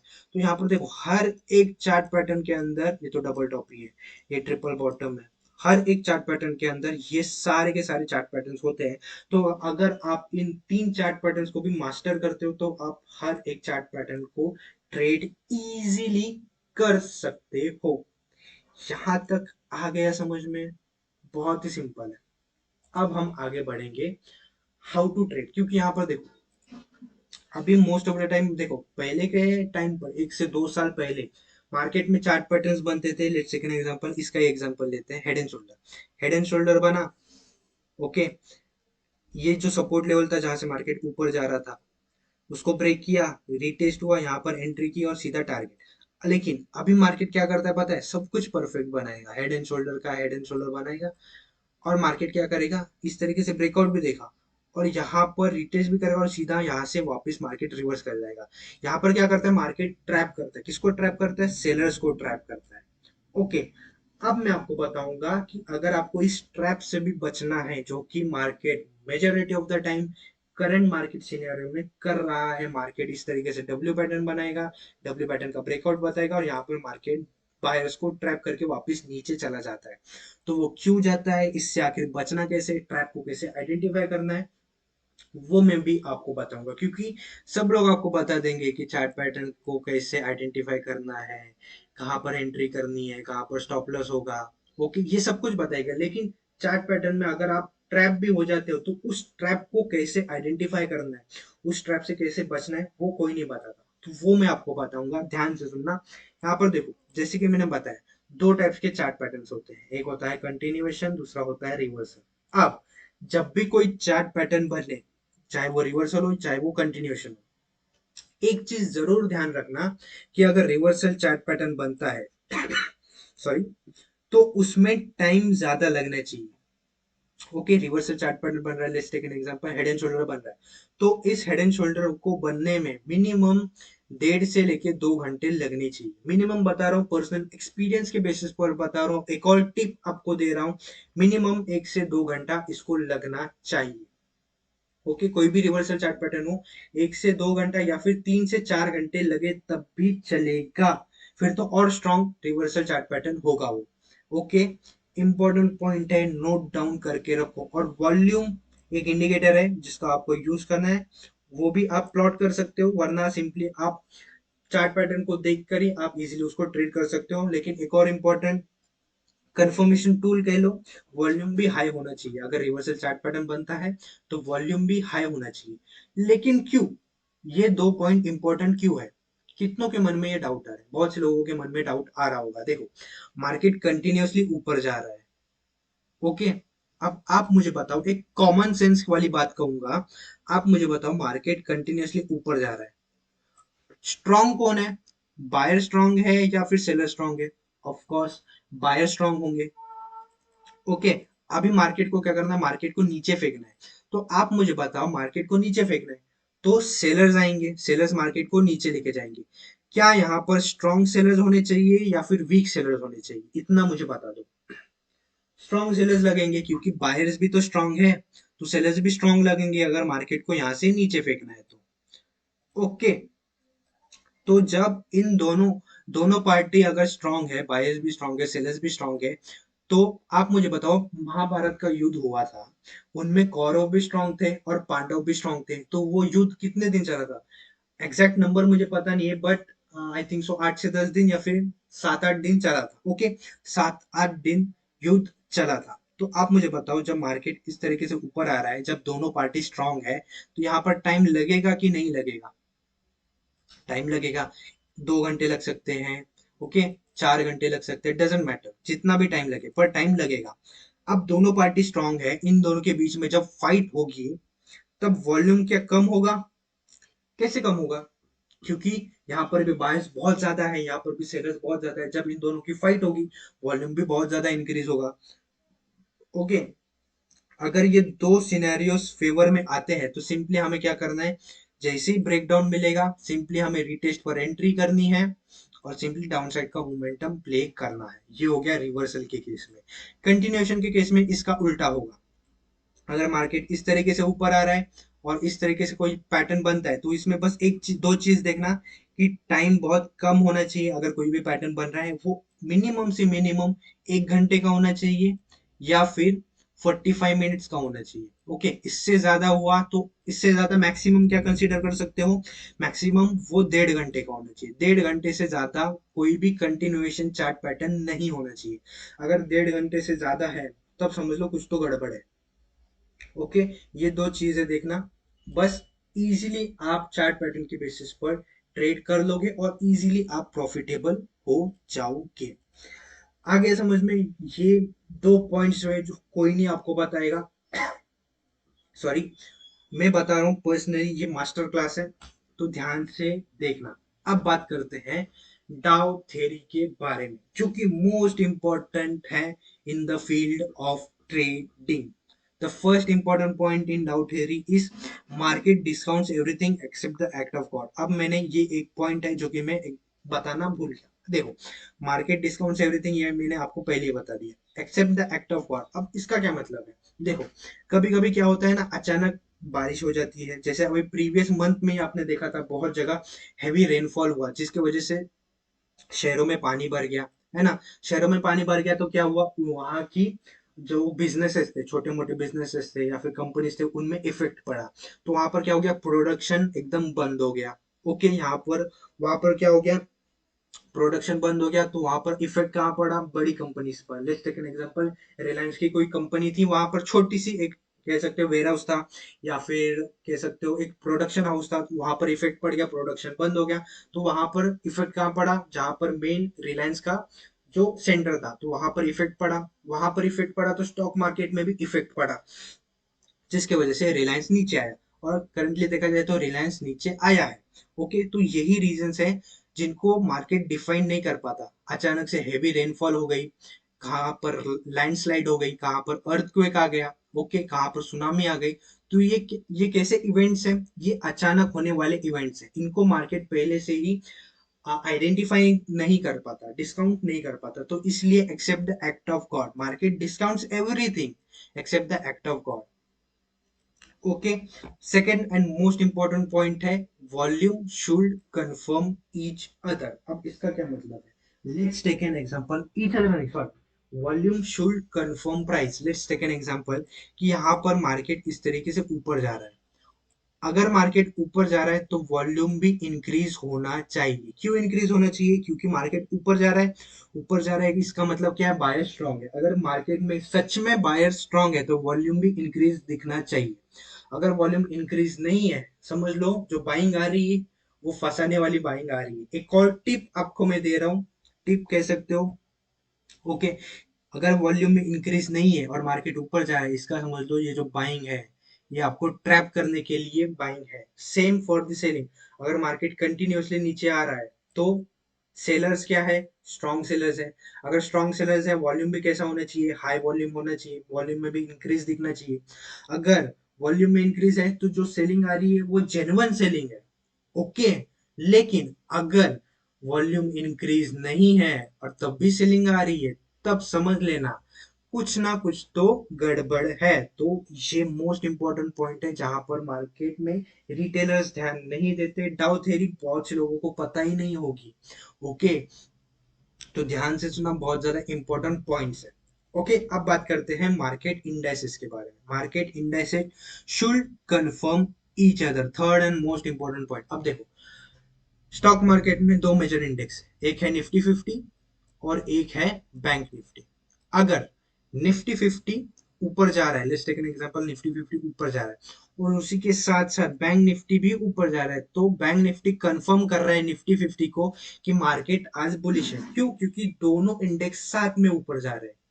आ गया समझ में? लेकिन अगर निफ्टी 50 ऊपर जा रहा है लेकिन बैंक निफ्टी ऊपर नहीं जा रहा, बैंक निफ्टी नीचे जा रहा है, इसका मतलब क्या है कि बैंक निफ्टी कंफर्म नहीं कर रहा इंडेक्स को कि मार्केट ओवरऑल बुलिश है।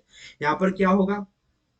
ऐसी सिचुएशन में आपको क्या करना चाहिए? ऐसी सिचुएशन में आपको बस सिंपली ये करना है कि आप कुछ भी मत करो, आप कुछ भी ट्रेड मत करो, बस मार्केट को ऑब्जर्व करो। क्यों?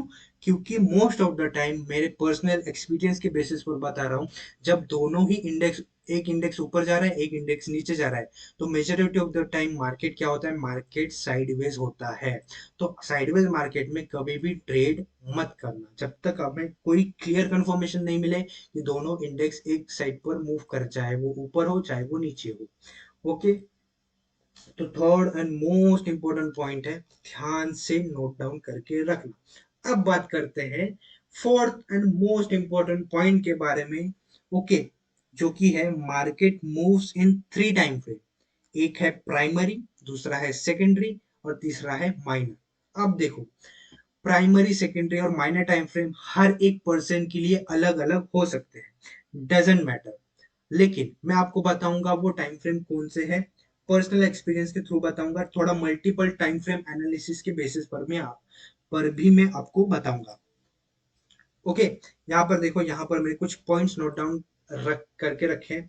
लेट्स टेक एन एग्जांपल, आप एक इंट्राडे ट्रेडर हो। ओके, अगर आप एक इंट्राडे ट्रेडर हो, तब आप क्या करते हो? Market, let's take an example कि मार्केट अभी ओपन हुआ है।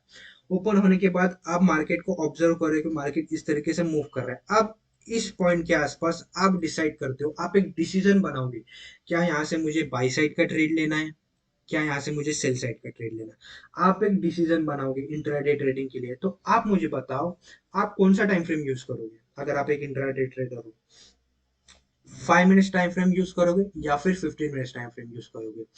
किस लिए टाइम फ्रेम यूज करोगे? क्योंकि आप एक डिसीजन बना रहे हो।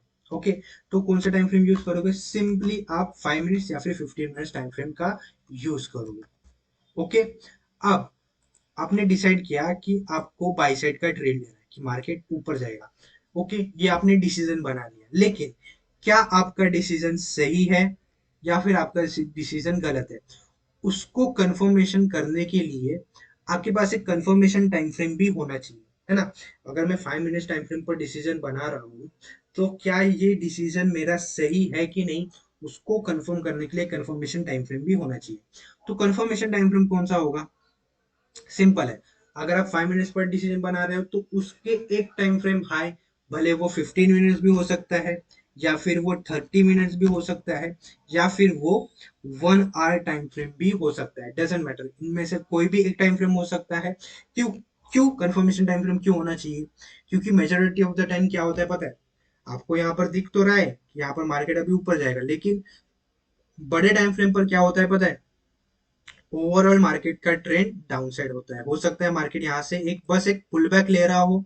ओके, पुल बैक लेने के बाद वापस मार्केट डाउन साइड को ट्रेड कंटिन्यू कर सकता है। तो इस चीज को कंफर्म करने के लिए, क्या मेरा डिसीजन सही है या गलत है, उस चीज को कंफर्म करने के लिए यहाँ पर मैं एक कंफर्मेशन टाइम फ्रेम यूज करूंगा, जो कि हायर होगा compare to the decision making time frame. Okay, तो एक कंफर्मेशन टाइम फ्रेम यूज करेंगे जो कि होगा 15 मिनट्स या फिर 30 मिनट्स या फिर 1 आवर टाइम फ्रेम। यहाँ तक आ गया समझ में? अब जो मैंने डिसीजन बनाया था 5 मिनट्स टाइम फ्रेम पर, उसको मैंने एनालाइज किया। Let's take an example, 1 hour time frame पर मैंने एनालाइज किया। 1 आवर टाइम फ्रेम पर भी हमें दिख रहा है कि नहीं, मार्केट एक पुल बैक ले रहा है, मार्केट वापस से ऊपर कंटिन्यू करेगा। ओके, अब मेरा जो डिसीजन है वो सही है। अब अब मुझे बस क्या करना है? ट्रेड में एंट्री करनी है। ओके, अब आप मुझे बताओ कि एंट्री करने के लिए कौन सा टाइम फ्रेम यूज करोगे। Okay, personally majority of the traders same time frame use करेंगे। अगर आपने 5 मिनट टाइम फ्रेम पर डिसीजन बनाया है तो एंट्री भी आप 5 मिनट टाइम फ्रेम पर करोगे। लेकिन कभी कभी जो प्रोफेशनल ट्रेडर्स होते हैं वो क्या करते हैं पता है, वो एक टाइम फ्रेम नीचे आ जाएंगे। अपने 5 मिनट टाइम फ्रेम पर डिसीजन बनाए तो वो क्या करेंगे, एंट्री के लिए 3 मिनट टाइम फ्रेम पर स्विच करेंगे या फिर 1 मिनट टाइम फ्रेम पर स्विच करेंगे। क्यों? क्योंकि जब वो एंट्री करेंगे ना, तब उनके पास एक एडवांटेज होता है, उनको स्टॉप लॉस बहुत छोटा मिलता है और वो स्नाइपर एंट्री करते हैं। इस चीज को बोलते हैं स्नाइपर एंट्री। आप एक टाइम फ्रेम पर डिसीजन बनाते हो, 5 मिनट टाइम फ्रेम पर आप डिसीजन बनाते हो और एंट्री करने के लिए आप 3 मिनट टाइम फ्रेम यूज करते हो या फिर 1 मिनट टाइम फ्रेम यूज करते हो। ये टाइम फ्रेम यूज करने के लिए आपको एक्सपीरियंस लगेगा और ये प्रोफेशनल ट्रेडर्स ही यूज करते हैं। इन इसमें सबसे बड़ा एडवांटेज क्या है, आप यहाँ पर 5 minutes, let's take an example, 5 minutes की कैंडल बनती है यहाँ पर, आप कहाँ पर एंटर करोगे, यहाँ पर। ओके, यहाँ पर आप एंटर करोगे, ये 5 मिनट्स कैंडल है। लेकिन 3 मिनट्स के टाइम फ्रेम पर यहाँ पर ये कैंडल क्लोज मिलेगी, आप यहाँ पर एंटर करोगे। तो ये मूवमेंट भी आप इजीली कैप्चर कर सकते हो। इसीलिए लोग एक टाइम फ्रेम स्विच करते हैं, एक टाइम फ्रेम नीचे आ जाते हैं। क्यों? क्योंकि उनमें एसएल छोटा मिलता है और एंट्री बहुत ज्यादा अर्ली मिल जाती है। इसी एंट्री को हम कहते हैं स्नाइपर एंट्री। ओके, तो ध्यान से सुनना, बहुत ही ज्यादा इंपॉर्टेंट पॉइंट है। ओके, आ गया समझ में? तो ये मेरा पर्सनल व्यू है जिसके बेसिस पर मैं इन 3 टाइम फ्रेम को डिफाइन करता हूँ, प्राइमरी, सेकेंडरी और माइनर। ओके, आ गया समझ में? नहीं आया तो वीडियो को वापस रिवाइंड करके वापस से देख लो, आ जाएगा। अब बात करते हैं फिफ्थ एंड मोस्ट इंपॉर्टेंट डाउ थ्योरी के पॉइंट को। Market works in 3 phases: accumulation, distribution and consolidation। अब accumulation phase क्या है उसके बारे में हम बात करते हैं। जब भी accumulation phase आता है वो तब आता है जब मार्केट में कोई भी स्टॉक में एक बहुत ही अच्छा खासा डाउन ट्रेंड आने के बाद अगर मार्केट साइडवेज होता है तो उस जोन को हम कहेंगे accumulation जोन। ओके, कोई भी एक अच्छा खासा डिसेंट सा डाउन ट्रेंड होने के बाद अगर मार्केट साइडवेज होता है उसको हम कहेंगे एक्यूमुलेशन जोन।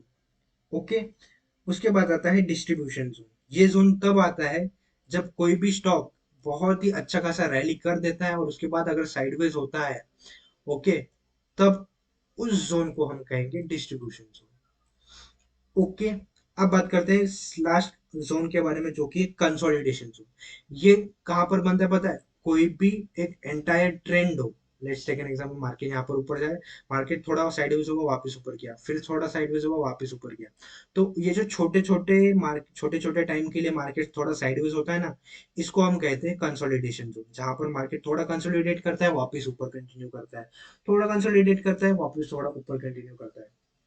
ये तो हो गया एक्यूमुलेशन जोन, डिस्ट्रीब्यूशन जोन और कंसोलिडेशन जोन। लेकिन क्या मैं कहूं कि इसी के बेसिस पर मार्केट में ऑपरेटर्स ट्रेड करते हैं, जहां पर रिटेलर्स को फंसाया जाता है? एक ऐसा तरीका बताऊंगा जो कि majority of the time operators use करते हैं रिटेलर्स को फंसाने के लिए। ओके, ध्यान से सुनना, मोस्ट इंपॉर्टेंट पॉइंट है। वीडियो अगर फास्ट करके रखिए, स्लो कर देना। यहाँ पर देखो, यहाँ पर हम आएंगे डेली टाइम फ्रेम पर। डेली टाइम फ्रेम पर आने के बाद हम सीधा देखते हैं टाटा स्टील। ओके, यहाँ पर हम टाटा स्टील का एग्जांपल लेंगे डेली टाइम फ्रेम पर। अब यहाँ पर देखो, अब इसका मैं बताता हूँ। देखो, कभी भी हमको एक्यूमुलेशन जोन अगर आइडेंटिफाई करना है तो सिंपली हमें, जैसे कि मैंने बताया, एक डिसेंट सा डाउन ट्रेंड हमें देखने को मिलेगा, उसके बाद अगर मार्केट साइडवेज होता है तो हम इसको कहेंगे एक्यूमुलेशन जोन। और यहाँ पर ही रिटेलर्स को ट्रैप किया जाता है। लेट्स टेक एन एग्जांपल कि एक एक्स वाई जेड स्टॉक है। ओके, अभी वो लेट्स टेक एन एग्जांपल चल रहा है 210 पर। ओके, और अभी वो न्यूज में बहुत ज्यादा चर्चे में है, सब लोग उस स्टॉक के बारे में बाय बोल रहे हैं कि ये स्टॉक बाय कर लो, बहुत बहुत ही अच्छा स्टॉक है, फंडामेंटल्स भी अच्छा है। ओके, इस कंपनी को बहुत सारे कॉन्ट्रैक्ट्स भी मिल रहे हैं, नए नए बिजनेस अपॉर्चुनिटीज भी मिल रही है। अभी ये स्टॉक अभी 210 पर है, अभी सही टाइम है इन्वेस्टमेंट करने का। ये स्टॉक और जाएगा, 300 जाएगा, 400 जाएगा, 500 जाएगा, ऐसी ऐसी न्यूज आती है। ओके, तो यहाँ पर क्या करेगा आप लोग क्या करोगे, सिंपली आप लोग क्या करोगे, स्टॉक को बाय करोगे। लेकिन यहीं पर ऐसा टाइम होता है जहां पर ऑपरेटर्स क्या करते हैं, ऑपरेटर स्टॉक को सेल करते हैं। ओके। और आप मुझे बताओ, अगर जो 200 की चीज थी, अगर वो 10 रुपए पर आ जाए, क्या आप उस स्टॉक को फिर भी होल्ड करके रखोगे? The answer is no. क्योंकि आपको सीधा का सीधा 190 रुपीज का लॉस दिखा रहा है। और ऐसा नहीं होगा ना कि आपने बस एक शेयर बाय किया, आपने 10 शेयर बाय किए होंगे, 100 शेयर बाय किए होंगे, है ना। तब जब आप 100 शेयर अगर बाय किए हो तो आपको कितना बड़ा लॉस होगा, आप जरा सोच के देखो, है ना। तब आप क्या करोगे, सेल करोगे। ओके। आप क्या करोगे, सेल करोगे। और जैसे ही सेल करोगे, यहाँ पर क्या होगा, ऑपरेटर्स आएंगे। ध्यान से सुनना, जो भी मैं पॉइंट बता रहा हूँ, बहुत ही इंपॉर्टेंट पॉइंट बता रहा हूँ। देखो, अब मार्केट नीचे आ गया, जो 200 रुपए की चीज थी वो हो गई 10 रुपए। अब आप मुझे बताओ, क्या इस स्टॉक के बारे में न्यूज कैसे आई? अरे ये कंपनी बेकार है, इसके फंडामेंटल्स तो बेकार है, पहले ही हमको वो समझ जाना चाहिए था। आपके इवन तो जो ब्रोकर हाउसेस है ना, बड़े बड़े जो ब्रोकर हाउसेस है, वो भी बोलेंगे अरे यार अब बेच दो, अब ये 10 रुपए पर है, अभी सही टाइम में बेचने का, वरना ये सीधा जीरो हो जाएगा। ओके। ऐसी ऐसी न्यूज आपको सुनने को मिलेंगी। ओके। लेकिन यही सही टाइम होता है जहां पर रिटेलर्स क्या करता है, रिटेलर्स सेल करते हैं, और ऑपरेटर क्या करते हैं, ऑपरेटर बाय करते हैं। ओके। एक्यूमुलेशन जोन को यही कहा जाता है जहां पर ऑपरेटर्स आप एंटर करते हैं और रिटेलर्स बाहर जाते हैं।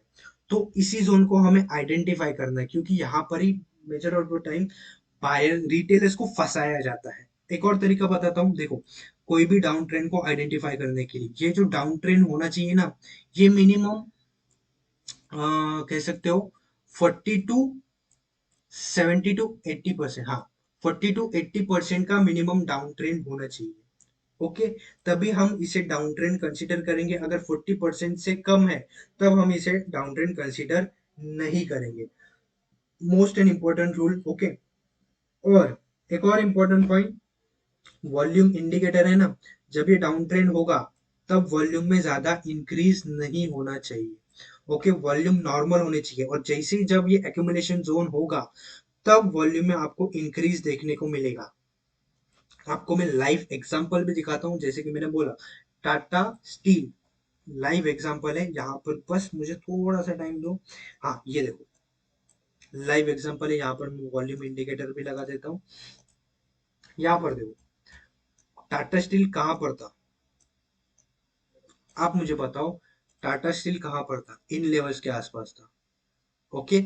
109 रुपए में चल रहा था टाटा स्टील। अब आप मुझे बताओ, जब टाटा स्टील इस लेवल के आसपास है, तब न्यूज कैसे आ रही होंगी, यार टाटा स्टील बहुत ज्यादा कंपनी है, ट्रस्टेड ब्रांड है, टाटा का शेयर है, और ऑब्वियस है कभी गिरेगा तो नहीं। लेकिन क्या हुआ, टाटा स्टील को क्या हुआ, 109 रुपए का शेयर कहां पर आके रुक गया, 13 रुपए पर।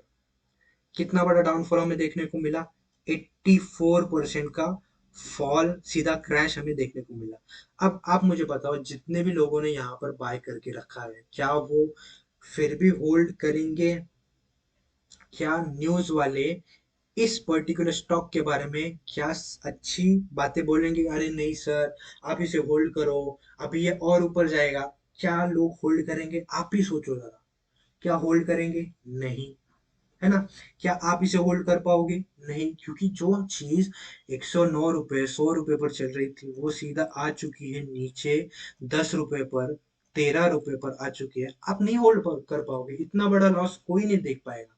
और यही टाइम होता है जहां पर ऑपरेटर्स आते हैं।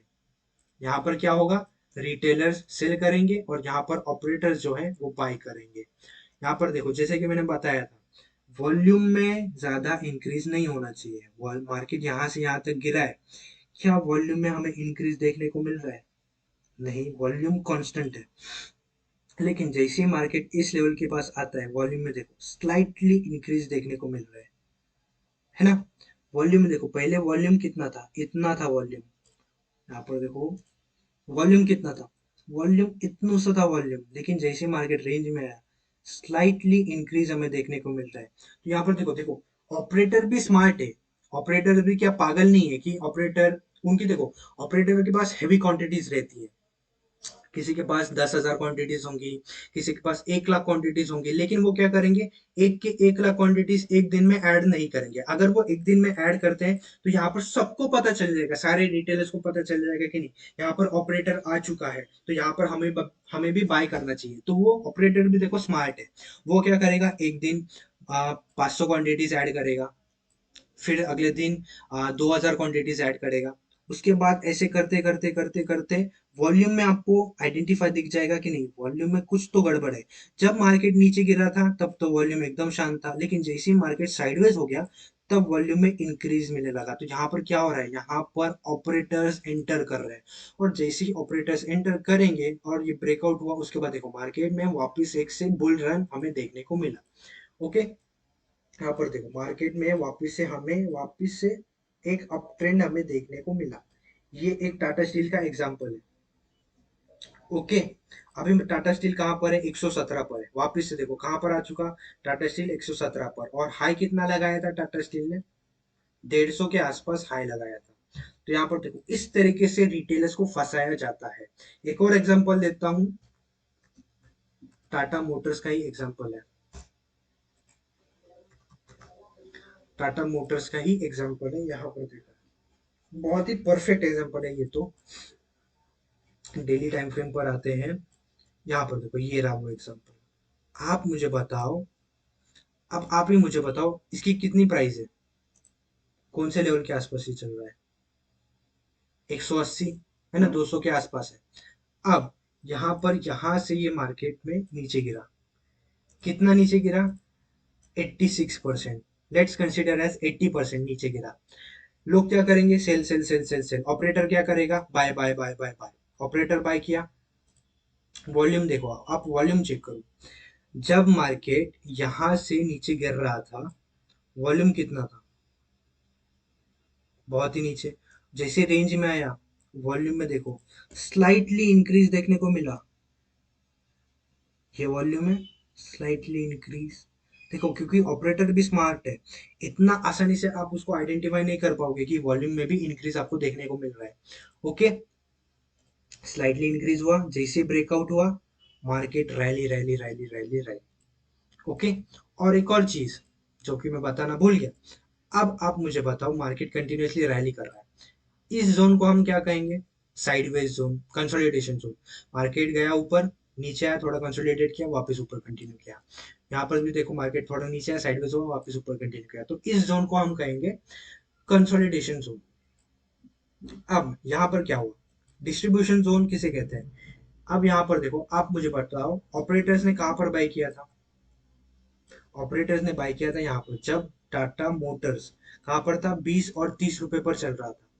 अब उन लोगों ने 20 और 30 रुपए पर बाय किया है, वहां से बाय करने के बाद अगर यहाँ तक वो आते हैं, अभी कितना प्राइस चल रहा है, 600 के ऊपर प्राइस चल रहा है, तो उनको प्रॉफिट होगा कि नहीं होगा, है ना, बहुत ज्यादा प्रॉफिट होगा, तो वो क्या करेंगे, सेल करेंगे। ओके, और जैसे ही वो सेल करेंगे रिटेलर्स क्या करेंगे, बाय करेंगे। क्यों बाय करेंगे, रिटेलर्स क्यों बाय करेंगे, न्यूज वाले बोलेंगे अरे भाई स्टॉक बहुत अच्छा था, ट्रस्टेड कंपनी थी, ये था वो था, कंपनीज को इतने सारे प्रोजेक्ट्स मिले हैं, इतने सारे ऑर्डर्स मिले हैं, फंडामेंटल्स बहुत ज्यादा अच्छे हैं। हर एक न्यूज चैनल पर इस पर्टिकुलर स्टॉक के बारे में न्यूज होगी, हर एक रिटेलर बाय करने की सोचेगा, जितना भी पैसा है 10,000 है, 10,000 के 10,000 बाय कर दो, क्योंकि टाटा स्टील है, ट्रस्टेड कंपनी, फंडामेंटल्स भी अच्छे हैं, इतने सारे प्रोजेक्ट अपॉर्चुनिटीज इनको मिल रही है। तो वो क्या करेंगे, सिंपली रिटेलर्स क्या करेंगे, simply Tata steel Tata Motors को बाय करेंगे बाय करेंगे बाय करेंगे। अब यहाँ पर क्या होगा, यहाँ पर गेम उल्टा होगा, रिटेलर क्या करेगा, बाय करेगा, ऑपरेटर क्या करेगा, सेल करेगा। इसलिए इसको डिस्ट्रीब्यूशन जोन कहते हैं, क्योंकि यहाँ पर ऑपरेटर्स अपनी क्वांटिटीज डिस्ट्रीब्यूट करता है, किसको, रिटेलर्स को। जैसे ही रिटेलर्स एंटर करेंगे मार्केट फिर से नीचे, कहाँ से देखो 600 का था, 600 का, है ना, 600 से फिर से कितना, 105 रुपए, 140 रुपए, 150 रुपए, है ना, 100 रुपए पर आ चुका। अब मुझे बताओ ऐसे सिचुएशन में रिटेलर क्या करेगा, वापस निकलेगा रिटेलर, है ना, रिटेलर क्या करेगा, 600 का स्टॉक वापस से कितना आ चुका है, 100 रुपए, 70 रुपए आ चुका है। यहाँ पर क्या होगा, रिटेलर्स वापस निकलेगा, यहाँ पर देखो डाउन ट्रेंड हुआ, क्या वॉल्यूम में इंक्रीज आपको देखने को मिल रहा है? कुछ नहीं। लेकिन जैसे मार्केट यहाँ से यहाँ पर आया, वॉल्यूम में इंक्रीज देखो, उसके बाद वापस मार्केट कहाँ पर, 600 पर। तो यही होता है, इसी के बेसिस पर रिटेलर्स को ट्रैप किया जाता है। और कैसा होगा कि अभी मैं आपको एक लाइव एग्जांपल दूं कि अभी अभी मार्केट में ऑपरेटर्स एंटर कर रहे हैं, एक ऐसा स्टॉक बता दूं। वो स्टॉक है जोमेटो, है ना। यहाँ पर देखो, ऑलरेडी मेरे वॉच लिस्ट पर है। ओके, यहाँ पर देखो, परफेक्ट एग्जांपल है करंट मार्केट सिनेरियो में। यहाँ पर देखो जोमेटो, जोमेटो कब ओपन हुआ था, यहाँ पर इस लेवल के आसपास ओपन हुआ था। प्राइस क्या थी उस टाइम, 140, 140 से 160 रुपए के आसपास जोमेटो था। मार्केट में क्या हुआ, जोमेटो नीचे गिरा। वॉल्यूम में कुछ इंक्रीज देखने को मिला क्या, कुछ भी इंक्रीज देखने को नहीं मिला।